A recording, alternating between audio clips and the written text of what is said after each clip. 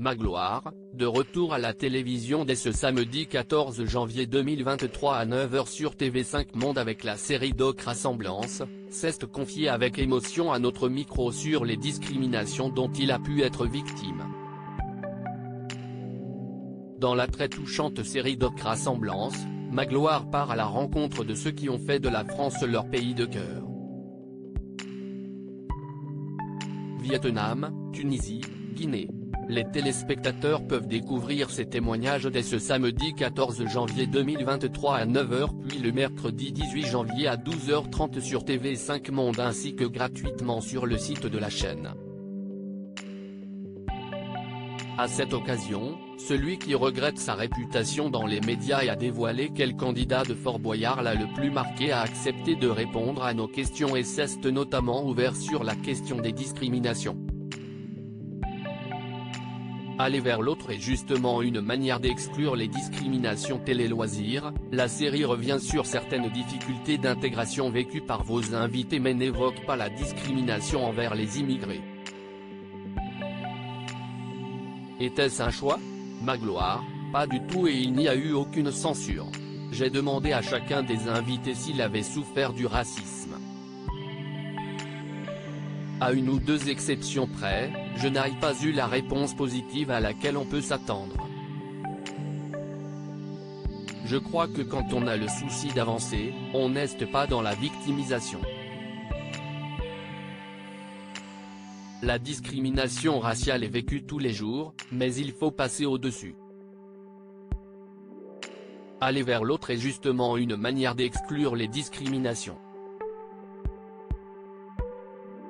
Passer au-dessus, en êtes-vous passé par là, face au racisme? Je n'ai pas vraiment ressenti de discrimination raciale. Je ne suis né dans le sud-ouest de la France il y a 53 ans, à Saint-Céré dans le Lot. Ma vie a commencé difficilement dans un orphelinat avant que je ne sois adopté par une famille formidable et très blanche. Il rit, à la maternelle, j'ai eu des copains tout aussi blancs mais il y avait aussi des Portugais, des Turcs, des Marocains dans un petit village de 500 habitants. Christelle, une jeune fille qui était grosse, était beaucoup plus moquée que moi qui suis noire.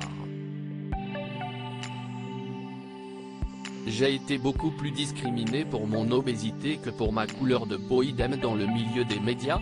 Si des gens ne m'ont pas choisi parce que j'étais noir, ils ne me l'ont pas dit. Ah si, une fois. On m'a dit qu'on ne ferait pas une couverture de magazine avec moi car je suis noir, et que ça se vend beaucoup moins. Je ne peux pas vous dire qu'ici est, mais ce rédacteur en chef a été viré, il rit. C'était en 2000. Il y a certainement eu plein d'autres fois, mais ce n'est pas très grave. J'ai été beaucoup plus discriminé pour mon obésité. Et quelle était votre réponse face à la grossophobie? La seule fois où je me suis senti militant, c'est quand un type que je connaissais depuis 15 ans et qui travaillait au service généraux d'une radio où j'enregistrais une émission, m'a dit en me voyant, « Toi, t'as encore bouffé le chien ». Figurez-vous que je me suis senti comme un petit garçon de 7 ans. Et j'ai été aussi ému que quand je vous en parle aujourd'hui. Vraiment. Et je me suis caché pour verser ma larme.